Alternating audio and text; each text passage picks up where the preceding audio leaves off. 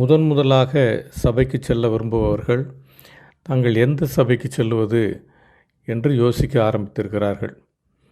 இன்னும் ஒரு சிலர் ஒரு ஊரிலிருந்து இன்னொரு ஊருக்கு டிரான்ஸ்ஃபர் ஆகும் பொழுது எந்த சபைக்கு போவது என்று யோசிக்கிறார்கள். அவர்களுக்கு விடை தருவது தான் இந்த வீடியோவினுடைய நோக்கம். ஆகவே திறந்த மனதுடன் முழுமையாக இந்த வீடியோவை ஸ்கிப் பண்ணாமல் பார்க்கவும். முதலாவதாக, சபை என்றால் என்ன? சபை என்பது ஒரு கட்டிடம். அது பரிசுத்தமானது அல்ல. அது ஒரு கட்டிடம், அவ்வளவுதான். தேவனை தொழுது கொள்கிறவர்கள் கூடும் ஒரு இடம்தான் சபை. ஆகவே இப்பொழுது நாம் 3 விதமான சபைகளை குறித்து பார்க்க போகிறோம். முதலாவதாக, கத்தோலிக்க சபைகள். இதை நீங்கள் மிகவும் எளிதாக கண்டுபிடிக்கலாம்.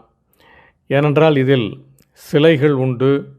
இதிலே மெழுகுவர்த்தி ஏற்றி வைப்பார்கள். இந்த சபையை குறித்து நான் சொல்ல வேண்டுமென்றால், பைபிளிலே 10 கட்டளைகளை ஆண்டவர் கொடுத்தார். அந்த கட்டளைகளிலே 2வது கட்டளை என்ன சொல்கிறது என்றால், நீ எனக்காக ஒரு சுரூபத்தை வானத்தின் கீழே பூமிக்கு மேலே செய்யாதிருப்பாயாக என்று கூறியிருக்கிறது. ஆகவே ஒரு சிலையை வைத்து வணங்குவது வேதத்திற்கு விரோதமானது. ஆகவே அவ்விதமான சபைகளுக்கு நீங்கள் செல்ல வேண்டாம். 2வதாக, பாரம்பரிய சபைகள் என்று சொல்லலாம், அல்லது ஆங்கிலத்திலே மெயின்லைன் சபைகள் என்று சொல்வார்கள். முக்கியமாக சிஎஸ்ஐ போன்ற சபைகள் எல்லாம் இதிலே வரும். இதிலே சம்பிரதாயங்கள் அதிகமாக இருக்கும். இந்த காரியத்திற்கு பின் அந்த காரியம், எழுந்து நின்று இதை வாசிப்போம், உட்கார்ந்து இதை வாசிப்போம், பாவ அறிக்கையை நாம் முழங்கால் படியிட்டு செய்வோம், நியாயப்பிரமாணத்தை நாம் சொல்லுவோம் என்று சொல்லி ஒவ்வொரு வாரமும் ஏதாவது ஒரு ஒழுங்கை கடைப்பிடிப்பார்கள். அநேகர் அதிலே பல காரியங்களை மனப்பாடமாக கூட கூறுவார்கள். இங்கு ஒரு காரியத்தை நான் சொல்ல வேண்டியிருக்கிறது. சபை என்பது கிறிஸ்தவ மதத்தை சேர்ந்தது அல்ல. கிறிஸ்தவ மதத்திலே பிறந்தவர்கள் சபைக்கு செல்லுகிறார்கள். ஆனால் நான் இப்பொழுது கூற வருவது, கிறிஸ்தவ மதத்தில் சேராமலும் சபைக்கு செல்லலாம். நீங்கள் இந்து மதத்திலே கூட இருந்து கொள்ளலாம். பெயரை மாற்ற வேண்டிய அவசியம் இல்லை. ஆனால் நமக்கு வாழ்க்கையிலே இந்த உலகத்தினுடைய நோக்கம் என்ன, இந்த வாழ்க்கையினுடைய நோக்கம் என்ன, நாம் எதற்காக பிறந்திருக்கிறோம், பாவம் என்றால் என்ன, தேவன் என்பவர் யார், நாம் இறந்த பிறகு எங்கு செல்வோம் என்பதை குறித்து பலருக்கும் இதை தெரிந்து கொள்வதற்காக நீங்கள் சபைக்கு செல்லலாம். நானும் சர்டிஃபிகேட்டிலே மதம் என்கிற இடத்துல இந்து என்று தான் போடப்பட்டிருக்கிறது. ஆனால் நான் 45 வருடமாக திருச்சபைக்கு சென்று கொண்டிருக்கிறேன். ஆகவே மதத்தில் பிறந்தோர் சபைக்கு செல்லுகிறார்கள், மற்றவர்களும் செல்லலாம். இந்த சிஎஸ்ஐ போன்ற சபைகளிலே இந்த சடங்காச்சாரங்கள் இருக்கும். அதாவது கிறிஸ்தவ மதத்தில் பிறந்தவர்கள் அங்கு செல்லுவார்கள். அவர்கள் மற்ற சபைக்கும் செல்லலாம். இப்பொழுது 3வது சபைகளை குறித்து கூறப்போகிறேன். முதல் 2 சபைகளுக்கும் 3வது சபைக்கும் உள்ள முக்கிய வேறுபாடு என்ன என்றால், முதல் 2 சபைகளிலே ஊசி கோபுரங்கள் இருக்கும், டவர்ஸ் இருக்கும், அதிலே மணியெல்லாம் வைத்திருப்பார்கள். ஆனால் 3வது நான் கூறுகிற அந்த சபைகளிலே இவைகள் எதுவுமே இருக்காது. அவைகள் சாதாரண கட்டிடங்களாகத்தான் இருக்கும். வெளியிலே சபை என்று எழுதியிருக்கும். அதாவது 2வதாக நான் கூறிய அந்த பாரம்பரிய சபைகள் அல்லது மெயின்லைன் சர்ச்சஸுக்கும் இந்த சபைக்கும் என்ன வித்தியாசம் என்றால், இங்கே சம்பிரதாயங்கள், சடங்குகள் இருக்காது. கைதட்டுதல் இருக்கும். இது ஒரு ஃப்ரீ வொர்ஷிப் என்று சொல்வார்கள். இங்கு ஆவியானவருடைய வழிநடத்துதலின்படி அவர்கள் செய்வார்கள். பலருக்கு இந்த மாதிரி சபைகளும் கூட பிடிக்கும். ஆகவே இப்பொழுது எந்த சபைக்கு செல்வது என்று பார்க்கலாம். நான் ஏற்கனவே சொன்னபடி 2வதாக நான் கூறிய அந்த சம்பிரதாய சபைகள் அல்லது 3வதாக நான் கூறுகிற அந்த ஃப்ரீ ஆர்டர் வொர்ஷிப் சபைகளுக்கு நீங்கள் செல்லலாம்.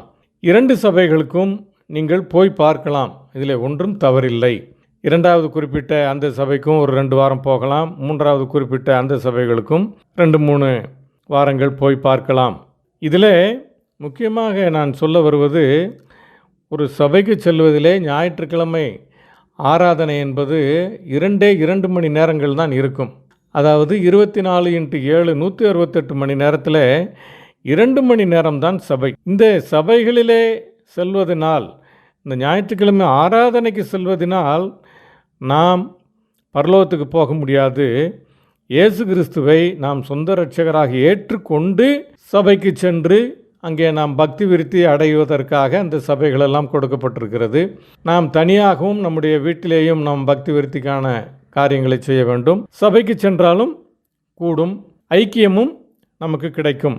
ஆகவே சபை என்பது நம்முடைய ஆவிக்குரிய வாழ்க்கையிலே நாம் தனிப்பட்ட விதமாக வளர்வதற்கு சேர்த்து அது ஒரு பக்கபலமாக இருக்கிற ஒரு காரியம்தான்.